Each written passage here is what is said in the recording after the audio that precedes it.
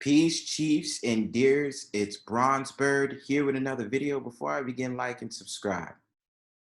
So it's really funny as I see the world turn in America, whether you want to say the last days, the inflation period already here, or just the fact of the matter that it's becoming pretty self-evident how America is treating this whole entire process, and they're trying to do all these new, innovative, liberal, progressive things to make an equity for so-called Black people or so-called minorities versus so-called white people in this country.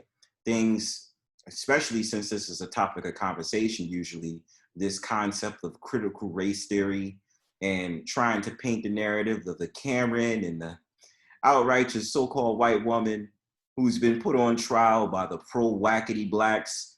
And, all these different things out here to make it a very big scene. Now, this is the thing. I do not ignore that when it comes to the education system, there is a bias. They do make it harder for so-called Black kids and so-called Latino kids in very specific subjects. And, certain things is more required and more things need to happen for your child to go to a quote unquote better school, therefore traveling more distances to get to that school and having all these proficiency tests to make sure that your child is on the same reading level as those that's in those schools that's with the quote unquote rich folks, all these different things. I understand it. I get it. And that when it comes to schools in urban cities that usually serve in neighborhoods that consist of so-called Black kids, so-called Latino kids, or whatever have you, that there is a lower expectation, there is a lower reading score, there's all these different things that happen out here. But what's more of a nuisance out here and what befuddles me about this conversation, whether it geared towards critical race theory and just this idea of them trying all these different exploits of trying to make it quote unquote fair for minority students, is that now they want to try this whole entire thing of saying that it doesn't matter about your reading score or literacy and all these different things out there, which is something I kind of disagree with. Because the thing about it is, at the end of the day, education skills is needed, and to put away essential things to challenge your child's mind or challenge the student's mind, now it's forgotten about just so you can create this whole entire idea of equity. Is it a smoke screen? Something about it just doesn't sit right. And the thing about it is, America will do everything it can to not give essential curriculums that can help children become proficient and prolific young adults to adults in the society, so that we can ignore that children will go to high school or go to college not knowing what type of career they want to pick up. And then they just go into college taking all these courses that they don't really need to take, or repeating these courses that they did in high school, and that they come out of college with a degree that's worthless, that these jobs is not going to pick up, or they're just going to give them entry-level jobs with no promise of an advancement or to get into a higher position or promotion. All these different things out here don't make any sense. Why they didn't bring back classes like home ec classes and having sexual education be lowered a little bit in this time, that it should happen probably around 7th or 8th grade. All these different things out here that's essential is not in those curriculums. And more or less on this YouTube journey as well, I'm going to look that up and I'm going to make sure to research that for you guys so that you guys can pay attention. But this is probably a video I want to make towards new parents, inspiring parents, because I tell you, the whole entire thing that's happening now starts to get really weird as time goes on. And then I wouldn't blame people out there that's still with that idea about they're on the stumbling blocks of wanting to have a child or raise children in this society, because goddamn it, even tell you personally, it does seem a little bit like skeptical to want to have a child in this time and period, because things don't make sense. So I'm going to share this video and I'm going to make a commentary along the way about this, and we'll just do that. So Pete.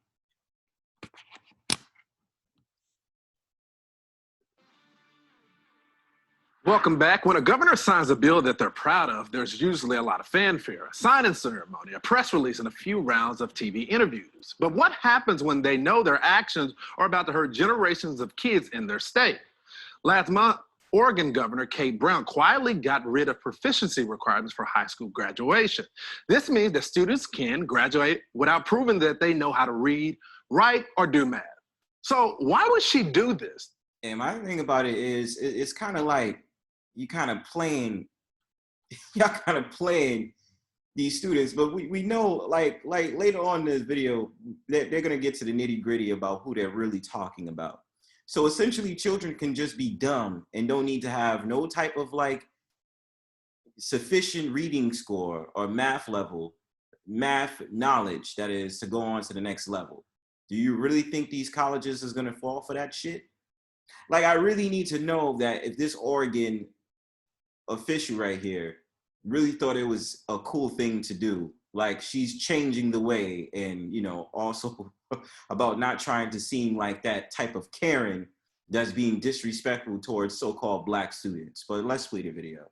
To help minorities, of course. In a statement, the governor's office said that suspending the reading, writing, and math proficiency requirement while the state develops new graduation standards will benefit, quote, Oregon's Black, Latino, Latinx, Indigenous, Asian, Pacific Islanders, tribal, and all minorities, to pull on the hamstrings of them, so that the so-called white person in particular doesn't have to feel bad for what they're doing. They're doing it for a good cause. That's basically what this is saying to me. Students of color. Frankly, it is insulting that they think the bar needs to be lower for people with a different skin color than theirs. It is lazy to give up and say poor students don't have the capability of learning, so we'll just pass them without actually educating them. If you actually want these kids to learn, you need to put in the work. And if you're not willing to do that, then give these families the choice to put their kids in a school that will. Take a look at Capital Prep, a charter school with locations in Harlem, the Bronx, Hartford, Connecticut, that serves predominantly low-income students, people of color. They refuse to lower the bar. Instead, they raise the bar. They push their students to meet. And the thing about it on charter schools, especially in New York City, the thing about that is that usually they're taking over former public schools and making them into charter schools. It just seems as if, with everything in New York, follows behind the regimen of going ahead and trying to put it up like hotcakes as like a real estate bundle, and basically getting these schools to just opt out of their current situations, their current ways of learning and stuff like that, and now trying to put in charter schools as a band-aid, which to me, especially when it comes to the education system in New York, they're not really fixing the problem. What they're doing is putting a band-aid on it, in order to say we're trying to give your child in a low-income community a better education, because it's just a ploy for more real estate. And I'm pretty sure you guys don't really understand it, but people who live in New York who's really paying attention know what's up. Because even still with New York, when it comes to the education system, they still have segregated schools. And there's a high level for the expectations to be met to get to these charter schools that are not serving so-called Black students and so-called Latino students, more or less serving so-called Asians and so-called white students. Higher expectations. Meet high standards. They prepare them for challenges of the real world, and they don't make excuses. The result? 100% of college acceptance rate for their graduates. Shouldn't all students have the option to attend a school that cares about their future? Yes. Teachers unions and school boards know that if parents had the option to use their tax dollars going to public schools to instead send their kids to better charter schools, there would be a mass exodus. And the public school system would either have to drastically improve or shut down. So for them, it's just easier to lower the bar. And that's sad. Joining me now, Whitney Monroe, Serial Institute CEO, and Maj Toure, founder of Black Guns Matter. Whitney, I want to go to you first because you have been an education reform advocate most of your adult life, but it seems like they think instead of improving the system, let's just lower the standards. Yeah, no, it's really sad. I want everyone watching tonight to understand that what Governor Brown and the bureaucrats are doing is they're not pushing for equity. This really isn't about equity. It's in fact going to create a system that does the exact opposite, increases learning gaps, lowers the bar, and basically tells children, you don't have what it takes to achieve at a high standard. It's very sad. And we have And you don't have what it takes to achieve at a high standard. Therefore, we'll just let you ride and go to any college of your choice and just take you to a regular old college that's just accepting anybody, which is probably a community college or one that has a low GPA and all these different things out here. They're not getting no essential value out of that. So this governor right here, or this woman that's in the institute that she's in, not talking about the lady that's speaking, but the woman to your right, is not making no ploys. But this is the thing that I have to say. Is this going to be something you're merely going to see in more established blue states, progressive states, than what you're going to see in conservative states or the red belt? Would it be mainly there? Because I'm not really sure if Oregon itself is a blue state, but just the factor that when it comes to a lot of these liberal states and these progressive states, they pull dumb shit like this. And I wouldn't be surprised if this is just an echo chamber for all other states to pick up on, or states that's probably liberal or progressive. have to ask ourselves, what's the incentive here? What is the incentive behind getting rid of these learning standards? You know, in Oregon, kids were out of school, their schools were locked down for 14 plus months.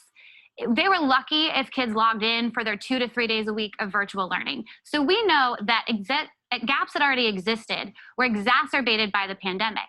And now that it's time for kids to go back to school and for us to start seeing where they really are, instead of going, you know what, let's look at where they are, let's set a baseline, we've gotten rid of the baseline. So now those people responsible for breaking the system won't be held accountable because we won't actually have the numbers to prove where the kids really are. That's exactly right. Maj, the message is very clear from me. Young brothers, black and brown, you can't cut the mustard. You can't read, you can't write. If you come from a poor neighborhood, then we can't educate you. You cannot be helped. And so let's just get rid of the standards. Did I get that wrong, Maj? No, you got it absolutely right. This is the soft bigotry of low expectations. This is the let's make. Basically, what it's saying cryptically, I believe, is that they're saying, black man, black woman, nigga, you don't have to read. It's okay. You just attended school, so you can go ahead and just go to any college you think of your choice, but you're going to probably end up at a community college with a low GPA requirement. That's what I believe that's gonna come out of this. The lady from Oregon that believed that pushing that new bill is gonna help out. Make sure that the black folks, that you guys can't really do it anyway, so let's just lower the bar for you. And they can try to couch it in as many vague and flowery words as they want to, but the reality of the matter is, it's the soft bigotry of low expectations. This is the type of legislation that wants to make black Americans that work very hard, may not have the best economic scenario, but this is the type of legislation that they want to make black people a permanent underclass. It's goofy and it's wrong, but it's par for the course for, you know, the Dems on the left. It's goofy, and because it was goofy, they hid it under the radar, Whitney. And the thing that is so profound to me is that there used to be an argument to this because there weren't charter schools. But now that we got the charter schools that have been proven, now they want to block these charter schools from getting more money. Yeah, you're exactly right. You know, it's fear of competition proving that what you've been doing wrong and saying wrong all along doesn't work. You know, the reality is that our kids are having a hard time. There is a struggle in communities across the country. And we want, you know, education is a fundamental building block of how we get kids and adults prepared for the best aspects of life, for really achieving and striving for more, for climbing that social and economic ladder. And they've pulled the rug out of under these kids by doing this. It's very sad, it's very tragic. And to be completely honest, we need to be holding them accountable for the things that they are doing now that are going to create generations of children who cannot achieve what is possible for them because of these decisions. So let's unpack that, what Whitney just said, Maj. And before she continues, the thing that I really think is that they might stiff arm the parents and say, well, hey, if your child doesn't have the proper reading score to go to the colleges or the high school set, to the college I said, it was your responsibility to teach your child how to read up to that level and all these different things out there. Now, the thing is that when it comes to the parents can only do so much. I mean, yeah, we could talk about being at work and, you know, being able to put their child in the extracurricular activities, yes, but at the same time, yes, they're going to tell their child to pick up a book and all these different things, but school is also there to assess them as well. You understand? My thing about it is homeschooling is great. And I mean, yeah, that could happen, but then again, you have to take into account certain states have restrictions on homeschooling. So there might be states that might say, oh no, you don't really have rights like that to homeschool. And I know I'm using homeschool, it's kind of like it's relative to this conversation. But just the fact of the matter that it's kind of like, this brings in the question for me, parents, is this all on you? That these schools can teach your child, but this is 100% up to you to see if you can get your child into a very good, prestigious college, that is, or get your child into a career where they can build up into that socio-economical system. That's the question I ask. That's the thing that I ponder about. This is obvious now at this point that these kids aren't going to be able to make it in the real world with this. This is just unacceptable. So when these kids get into crime, these same advocates are going to be saying, just lock them up. But they put the policies out there. If you don't believe me, just follow it over the years. Look at Oregon. Look what's going to happen. These kids are going to be in criminal activity, and they're going to want to lock them up over something. Yeah, they'll more or less engage in degenerate behaviors and all these different things, which gives into that theory that's usually the urban topic of conversation when it comes to the so-called Black community, that is the school to prison pipeline. This is what's being exhibited right in front of our eyes, the school to prison pipeline.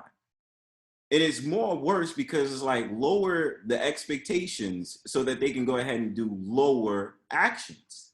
It's incredible. Something that they designed for these kids to do. This is the school to prison pipeline via legislation. That's what I just said. That's right. Type of legislation that has tremendously been supported and pushed by the left. And again, many of my friends and family are on the left. Love you all. A spade is a spade, though. The reality is, this is the school to prison pipeline 2.0. Here's the other difference, though. Now in a generation, when AI and all of the businesses are automated, when you can't even get a job at McDonald's with the subpar information because we don't even need you there because it's robots. Now we're dealing. AKA the fourth industrial revolution that is pretty much aware of now, and just the idea of just AI taking over everything. There's plenty of YouTube videos that'll touch on that subject anyway, but he's making a great point, that is. With the repercussions in a few generations of this type of legislation. I want everyone, which the sister said is very clear. They do need to be held accountable, and anyone that even thinks to present something like this, forget No Child Left Behind. We're not even gonna make there to be a line for you to even get behind in the first place. We're gonna pretend like there is no standard. Any other politician that is in support or even utters any of this type of thing should not get your vote, should not get your support, because they have no interest in the forward thinking or future of our youth. And I don't care what ethnic group you're from. As an American, you should be incensed by this, and any other politician should be put on notice. Enough said. Peace.